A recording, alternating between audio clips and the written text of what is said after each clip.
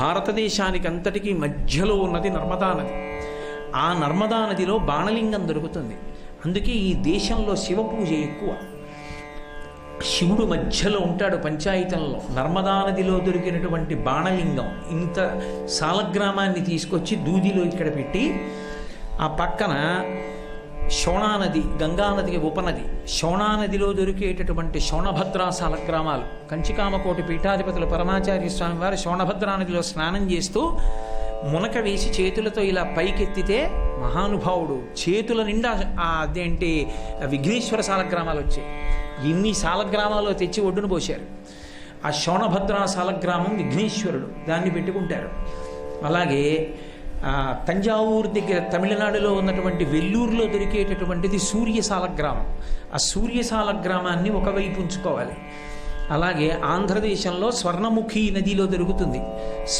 అది అమ్మవారికి సంబంధించినటువంటి సాలగ్రామం. దాని మీద ఇలా గీత ఉంటుంది, బంగారు తీగలా ఉంటుంది.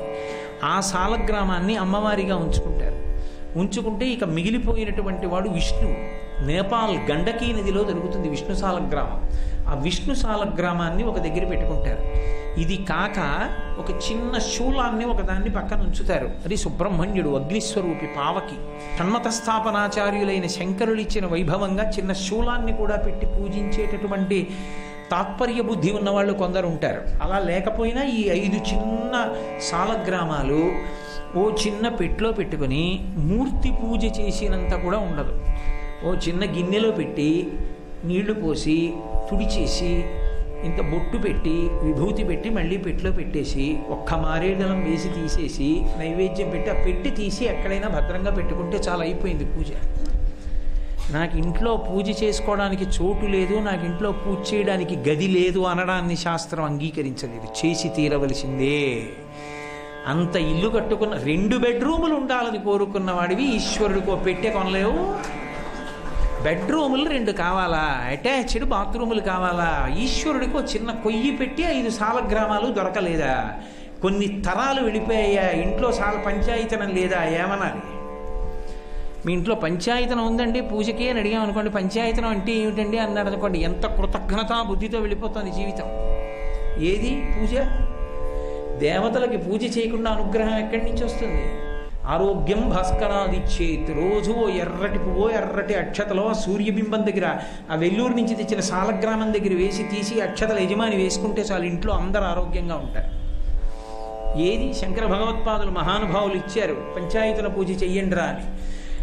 ఎక్కడ దేవతార్చన జరుగుతుందో అక్కడ దేవతల యొక్క అనుగ్రహము వెల్లివిరుస్తుంది.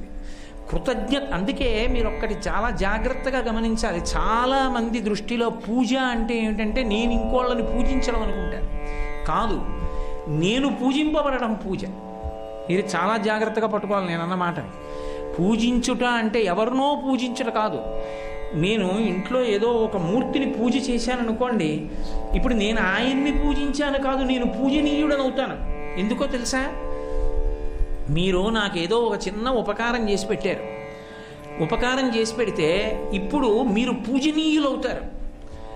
అరే గురువుగారు భోజనం చెయ్యాలనేటప్పటికి 1 గంట అయ్యేటప్పటికి లోపలికి వెళ్ళిన తర్వాత వడ్డించడం కాదు, వెళ్ళేటప్పటికి అన్నీ పెట్టేసి నెయ్యి ఒక్కటే వేయడం ఆలస్యం.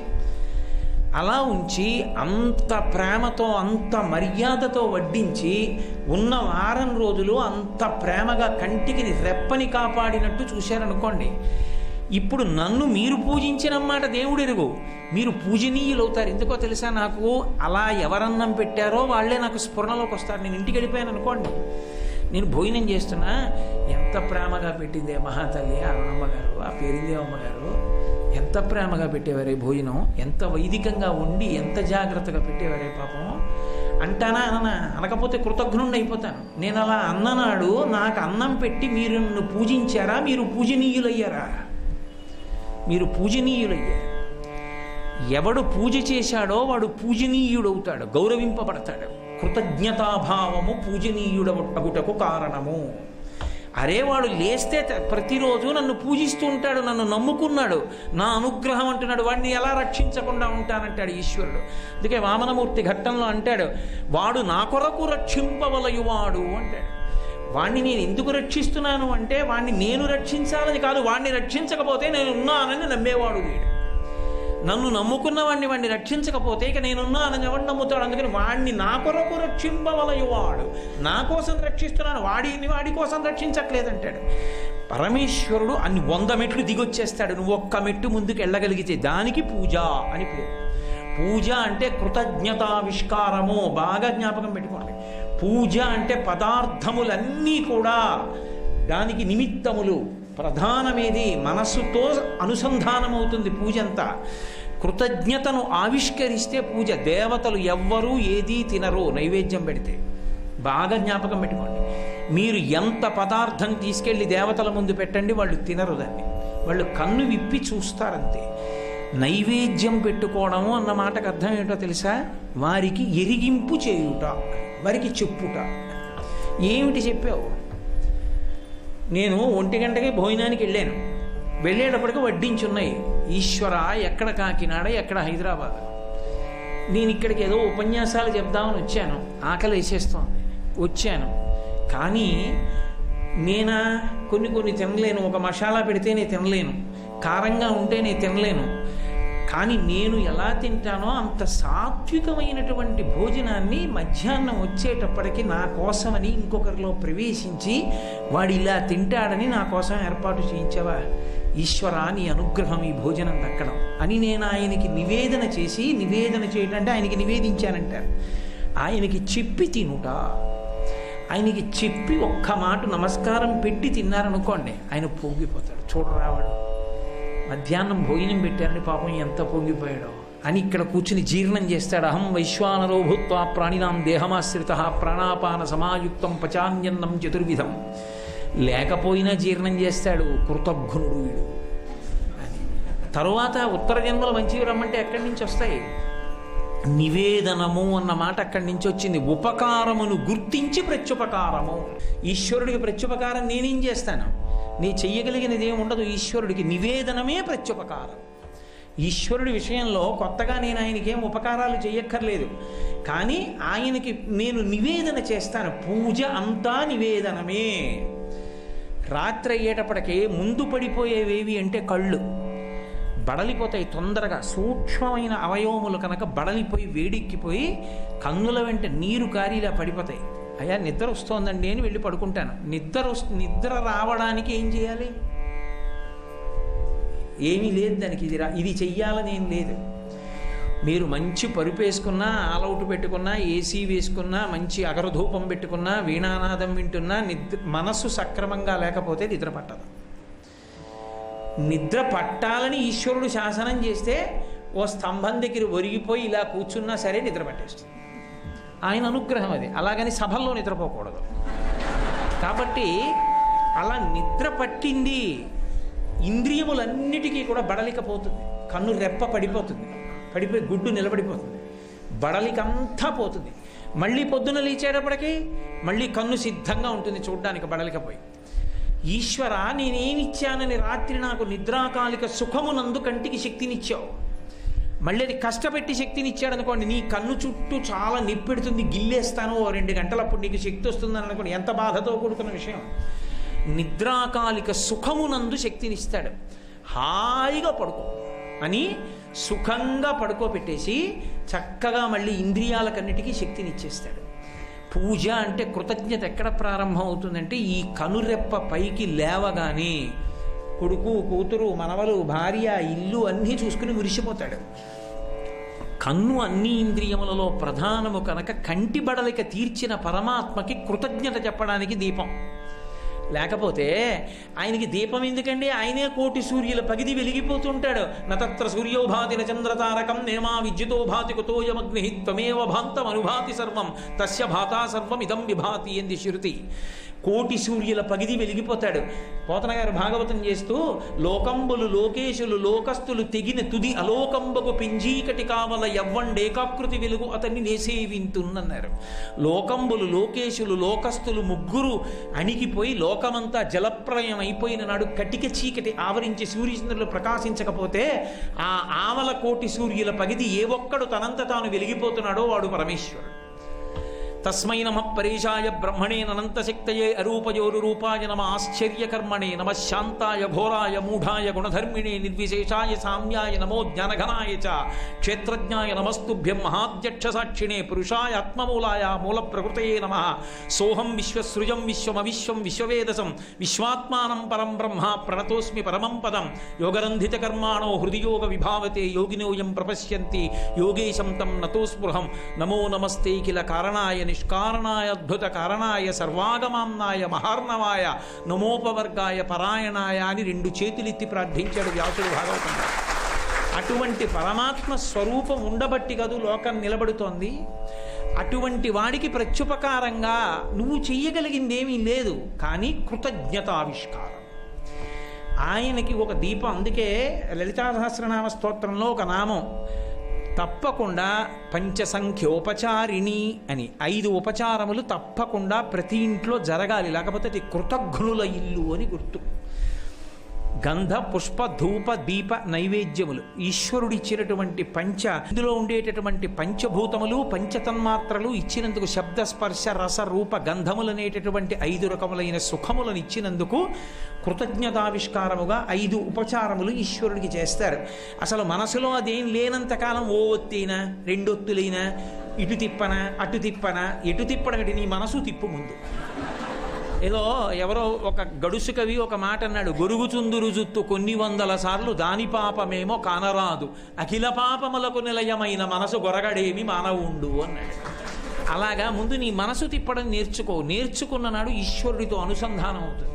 గభీరే కాసారే విశతి విజనే ఘోర విపినే విశాలే శైలే చ భ్రమతి కుసుమార్థం జడమతి సమర్ప్యై చేత సరసిజముమానాధభవతే సుఖేనా వస్తాతుం జనైహ నజానాతి కిమహో అంటారు శంకర భగవత్పాదులు శివానంద లహరిలో. ఎవడిదమ్మన్నాడు రా, కొండలు ఎక్కావు, మారేడు జలాలు తెస్తావు, పెద్ద పెద్ద గంభీరమైనటువంటి సరోవరాల్లో దిగిపోతావు, తామర పూలు ఎట్టుకొస్తావు, చెట్లు ఎక్కుతావు, ఏవో పట్టుకొచ్చానంటావు. ఇవన్నీ కాదురా, సిద్ధంగా ఉన్న మనస్సన్న పుష్పాన్ని పరమేశ్వరుడి దగ్గర పెట్టి నీ వెంట పడతాడంట. కాబట్టి మనఃపుష్పాన్ని ఉంచడం చేత కావాలి. మనఃపుష్పాన్ని ఈశ్వరుడితో అనుసంధానం చేసుకోవడం చేత కానంత కాలం ఆ పూజే కాదు. అది ఒక యాంత్రికం, అదొక తంతు. కాకపోతే ఒకటి, ఆ తంతన్నా నడిస్తే ఎప్పటికో మనసు నిలబడుతుంది. ఈశ్వరుడు ఎప్పుడో అప్పుడు మంచి మాట వినిపిస్తాడు. ఆ మంచి మాట వినిపిస్తే జీవితం తిరుగుతుంది. సీతమ్మ తల్లి రామాయణంలో అదే అంటుంది, కళ్యాణీ బతగాదేయం లౌకికీ ప్రతిభాతిమా ఏతి జీవంతిమానందో నరం వర్ష శతాదపి అంది. కష్టాల్లో ఉన్నానంటుంటారు. కష్టాలు ఏమిటి?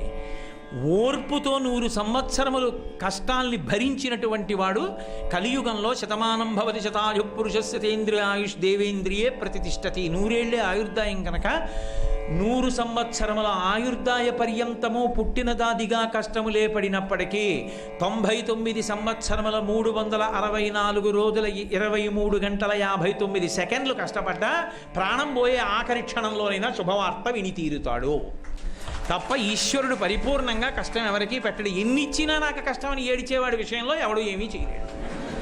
వ్యాప్తిం పొందక వగవక ప్రాప్తంబకు లేశమైన 10,000 తృప్తించెందని మనుజుడు సప్తద్వీపములనైన చక్కంబడునే అంటారు పోతన గారు భాగవతంలో. దొరికిన దానితో సంతోషపడని వాడికి 7 ద్వీపములను రాసిచ్చేస్తే మాత్రం వాడు సంతోషపడతాడా? యతీనాం భూషణం జ్ఞానం సంతోషో హి ద్విజన్మనాం ఉద్యమం శత్రుహననం భూషణం భూతిమిచ్చతాం అంటాడు వ్యాసుడు దేవి భాగవతంలో. యతి సన్యాసికి జ్ఞానమే ఆభరణము, బ్రాహ్మణుడికి సంతోషము ఆభరణము. ఏది దొరికితే దాంతో పరవశించిపోయిన వాడెవడో వాడు బ్రాహ్మణుడు. ఉద్యమం శత్రుహననం, శత్రువు బలహీనుడైన వాడిని ఎవడైనా బలవంతుడు పాడు చేస్తున్నప్పుడు వాడిని వెళ్ళి నిగ్రహించగలిగినటువంటి ధైర్యం ఉన్నవాడెవడో వాడు క్షత్రియుడు. యతీనాం భూషణం జ్ఞానం సంతోషో హి ద్విజన్మనాం ఉద్యమం శత్రుహననం భూషణం భూతిమిచ్చతాం. ఇవి భూషణములు అంటారు వ్యాసుల వారు దేవీ భాగవతంలో. అలా దేవతలకి ప్రత్యుపకార బుద్ధితో లేనినాడు ఆ జన్మ కృతజ్ఞతతో కూడుకున్న జన్మ. ఈశ్వరుడు ఏ ఉపకారం చేశాడు అని అడిగిన వాడికి ఒక్క మాట చాలు. ఈశ్వరుడు ఉపకారము చేయని నాడు నీ శరీరములో ఉన్న అవయవములు సమానముగా పెరుగుతాయా? ఆయన నేను అలా అనుగ్రహించను అన్నాడు అనుకోండి, ఓ కన్ను పెరిగి ఓ కన్ను అలాగే ఉన్నా, ఓ చెయ్యి పెరిగి ఇంకో చెయ్యి పెరగకపోయినా, ఓ కాలు పెరిగి ఓ కాలు పెరగకపోయినా వాడికి గతి ఉన్నదా అంటే నడవగలడా? అసలు వాడి కార్యాలు వాడు చెయ్యగలడా? తెల్లవారితే 10 గోళ్ళు సమానంగా పెరగాలి, 2 చేతులు 1 మిల్లీమీటర్ తేడా లేకుండా ఉండాలి, ఇన్ని కోట్ల మంది మనుష్యులున్నా అందరికీ ఇంతంత తలకాయ, 2 కళ్ళు, 2 ముక్కు కన్నాలు, ఓ నోరు, 32 పళ్ళు, 2 చెవులు, తలకాయ పెట్టాలన్నా ఆయన మహాశిల్పి. ఏ ఒక్కరు ఇంకొకరిని పోలకుండా ఇన్ని కోట్ల మందిని సృష్టించినటువంటి మహాపురుషుని యొక్క వైభవం ఎంత గొప్పది. నేను ఒక గీత ఇలా గీసి తడి తగిలితే చెరిగిపోతుంది. ఎన్నడు గీశాడో, నేను మా అమ్మ కడుపులోంచి వచ్చినప్పుడు గీసిన గీతలు ఎన్ని మాటలు కడిగానో, ఆ గీతలు పోకుండా గీతలు గీసినటువంటి అద్భుతమైన ఉలి ఉన్న శిల్పి.